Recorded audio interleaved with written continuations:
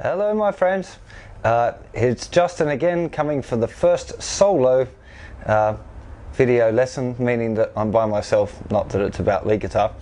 And what this lesson is going to be about is bar chords. A lot of people, when they first start playing bar chords, say that they have a bit of difficulty trying to get all of the notes clear and clean, so I'm going to try and explain to you where the bar chord comes from, the basic kind of shape, like you might have learned an F chord. It's called an E-shaped bar chord, but I'll give you a few tips on making sure that you get the fingering kind of good for that. So the first thing is, I already mentioned before, it's an E shape. So where the very first bar chord shape that most people learn is based really by playing, if you started by playing a regular E chord, which I'm hoping you know, you should know your E chord good before you try and play an bar chord with an E shape. If you re-fingered that chord, i.e. change the fingers that you use but keep the kind of the dots the same, so you'd end up using your second, third and fourth fingers and your first finger is free, and I'm going to go for a close-up on this in a sec. I've just got to figure out how to do that in a sec. So once that chord shape is down, if you move that shape up and put your first finger down, your first finger is replacing the nut. The nut is the little plastic or bone, usually white thing down at the end of the guitar neck. So you can see very clearly that we've got an E chord. If we move everything up one fret and then put your first finger in the first fret, your first fret has replaced the nut. And that's the reason it's an F chord, is because it's all the same notes, just everything's been moved higher by one semitone.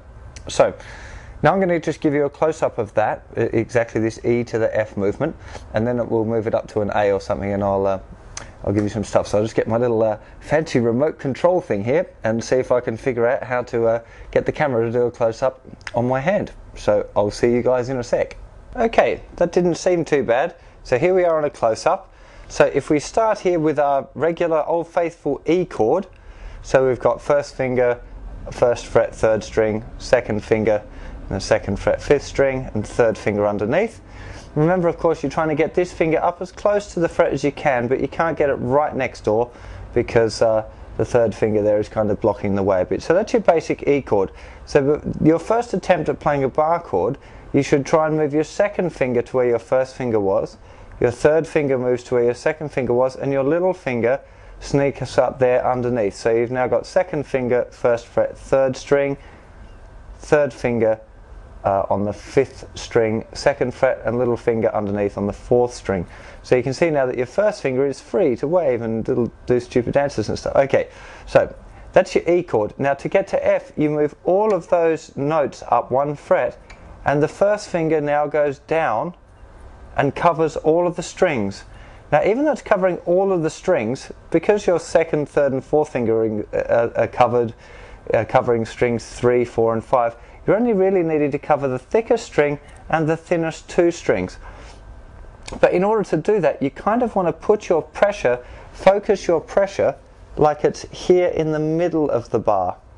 That's the place that you kind of focus your, if you like, your energy. I know it sounds a bit funny hippie stuff, but it's, you really, if you think about pressing down in the middle of the finger, it'll make the two ends help press down kind of consistently. Now the other thing with bar chords that's really important, the second, third and fourth fingers are kind of standard. Make sure that they're pressing down and not trying to lay over like that. Regular E, moving up to F. Now when you put the bar down, don't try and press down, flat down that way with the first finger. Actually what you're trying to do here is you're trying to roll over. If the part of your finger, there's my hand, the part of the finger that presses down for the bar is here. It's not the flat like this. It's not that part there that presses. It's this kind of on the diagonal of your finger, the edge. So what you do is you put your first finger down flat, kind of right on the bar itself. So that would be behind the bar. You can see the bar there now. So this is like right on the bar, and then you roll it slightly onto the side, and then your fingers go down. Now by doing that, you kind of, as you probably know, your first finger doesn't really want to move a lot either way sideways. I know you can move it a little bit, but it doesn't tend to want to.